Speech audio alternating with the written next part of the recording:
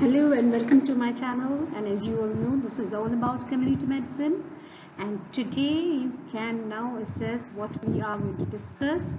It's again another edition in the basic series of community medicine where we try to develop the concept in each of these topics. So today's topic is growth and development. We'll take it up in two parts. In one part, that is the first one, we are going to elaborate on what is the definition of growth and development, the determinants of growth and development, what are the methods of assessment, and in the second part, we are going to take up the anthropometric assessments, that are the age independent and the age dependent ones, as well as the behavioral development and the growth chart as divided by World Health Organization, the ICMR, and the users of growth chart in our daily life. So with that lesson plan, let's begin. What is growth? Is growth and development synonymous? Well, though they are often said in a flow, growth and development, they are not one and the same. Growth is about the physical changes, that is the increase in the size of its body and its organ, and it occurs by multiplication of the cells of the body, increasing in the intracellular mass. It is mostly a quantitative change, whereas development is a progressive increase in scale and the capacity to function in daily life. It's more related to the maturation and myelination of the nervous system. It is not only a quantitative change, but majorly a qualitative change. So growth and development are not interchangeable terms, but yet we often tell them concurrently. So what are the basic principles guiding the growth and development? One of them is cephalocaudal principle, the proximal distal principle, and the orthogenetic principle, that is moving from general to specific functions. Come to the cephalocaudal principle. What does it direct?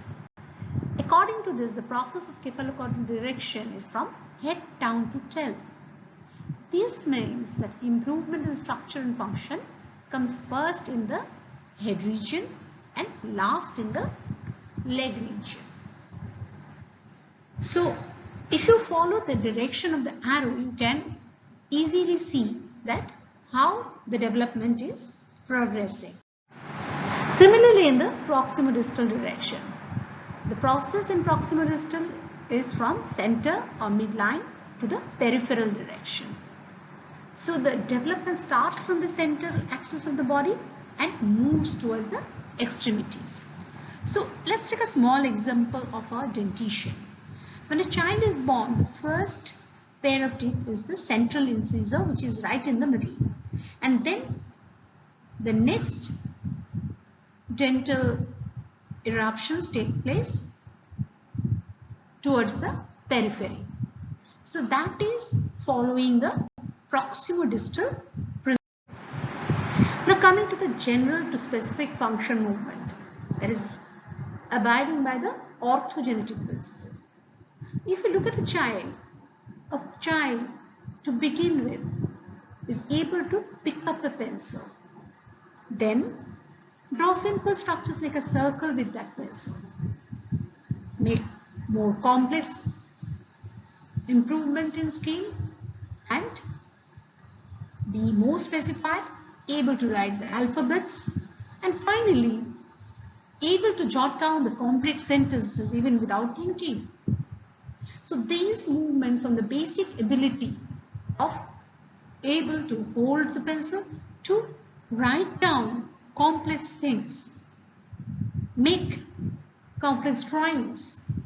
This is going by the orthogenetic principle, that is starting from the basic general functions to going into more specific complex functions. Now let's look at the monthly baby milestones. A person isn't born the same way one is now. It is a gradual development over the months and period. And here we will have a very brief look at the gross motor development that takes place. First, the newborn, you can see here with flexed arms and legs, sitting cozily in the bed. 6 to 8 weeks, the newborn is able to raise the head to 45 degrees when lying face down, that is in prone position. 6 to 8 months, he or she is able to sit without support. Usually the limit age for this activity is 9 months. Then around 8 to 9 months, the crawling starts. But some baby never crawls. They actually directly go over to unsteady walks. So 10 months around, the baby starts cruising around the furniture. Around 12 months, it starts independently walking in an unsteady fashion. 15 months and more, walks steadily. Usually the limit age taken for this is 18 months. But some baby milestones may be delayed due to various reasons. Now let's look at growth and development and its various dimensions. Growth may be physical, physiological, and psychological growth as well. Development may be motor, that is the ability to carry out activities, hand, leg, eye, coordination development. Then is the cognitive development.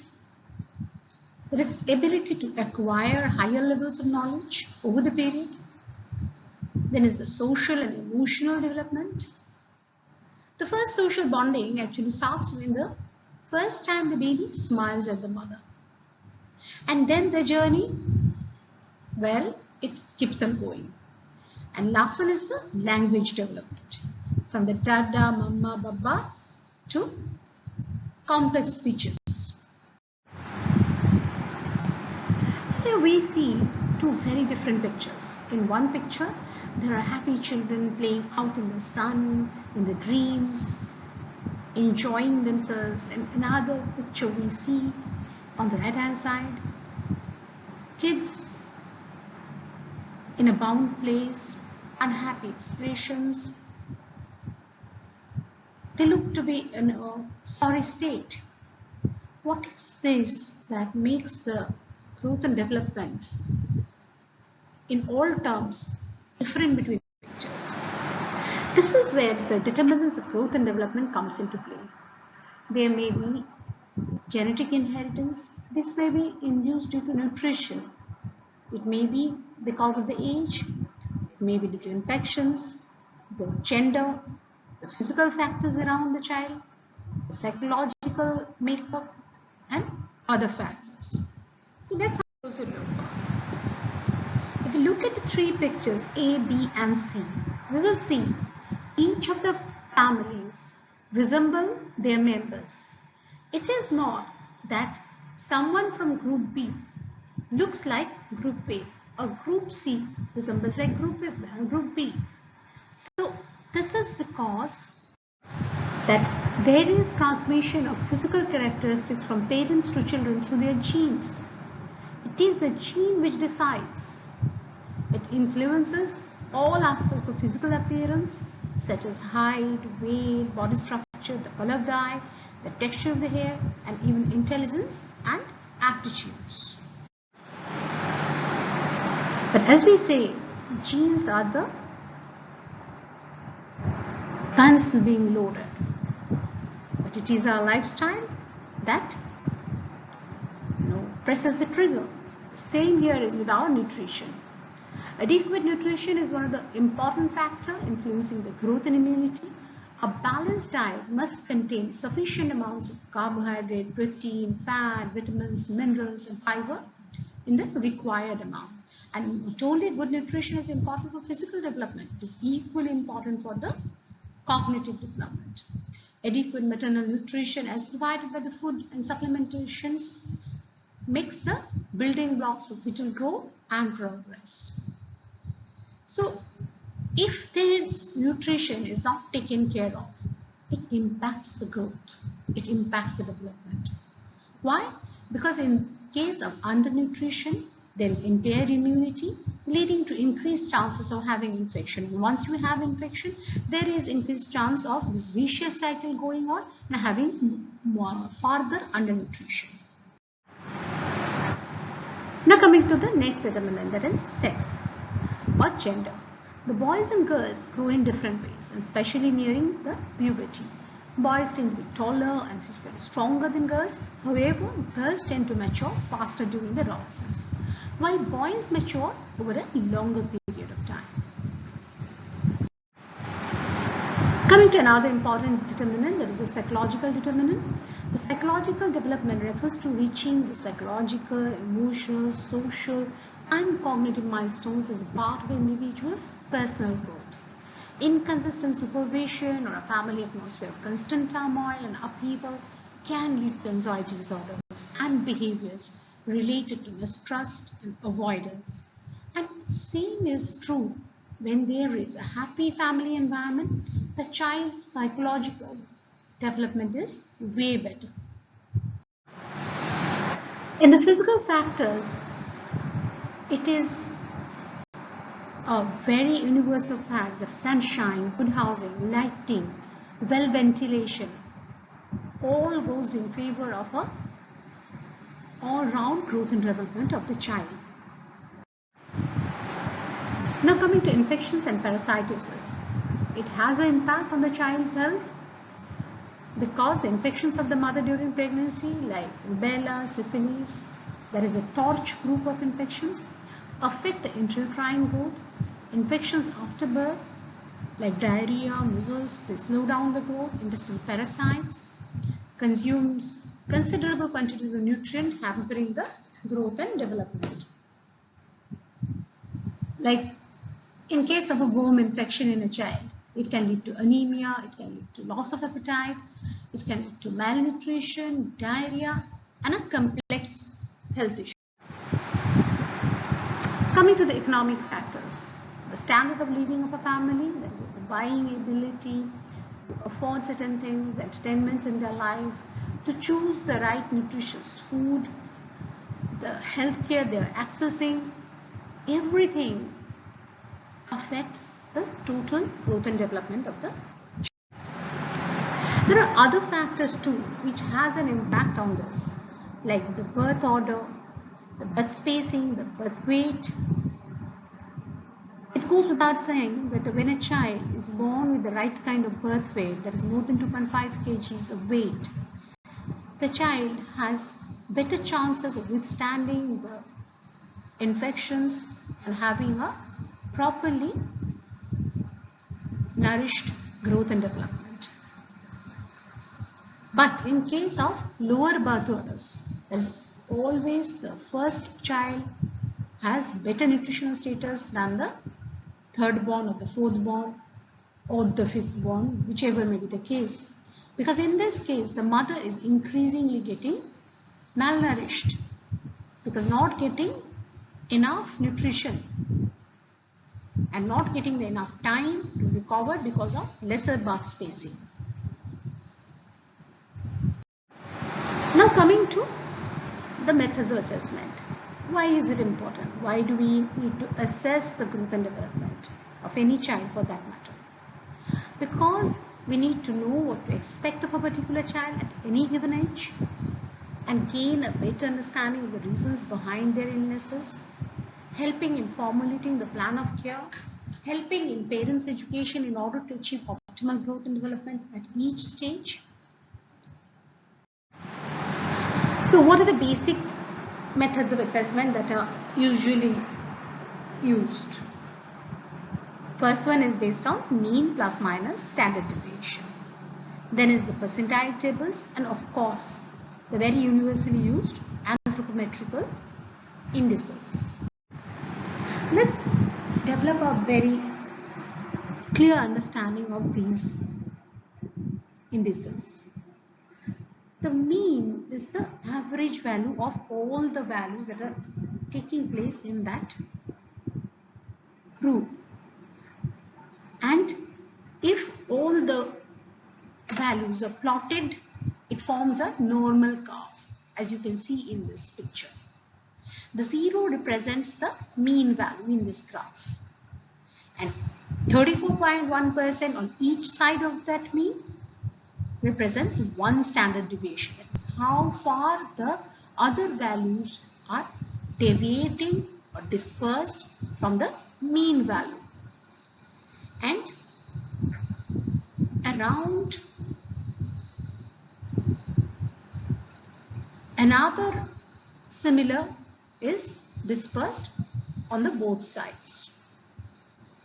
So anything beyond 2 standard deviation is treated as not so normal value.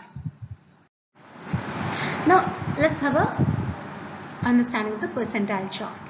All these are important. Why? Because when we will be taking up the growth chart and trying to interpret it, it is important that we have a clear understanding of the z-scores, the percentile chart, so that we can easily interpret the charts.